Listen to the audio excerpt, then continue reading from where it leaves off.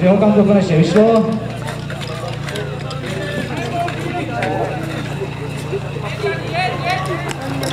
Tam máme velký problém na koši.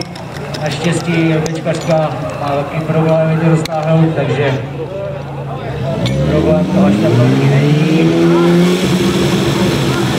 A máme málo nabráno.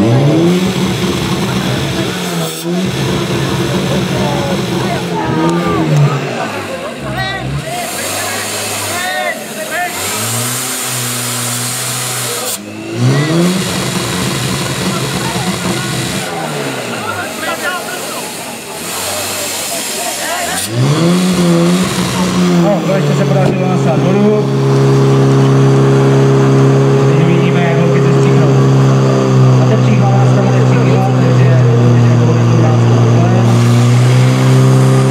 A nemají, takže krče jsou dole.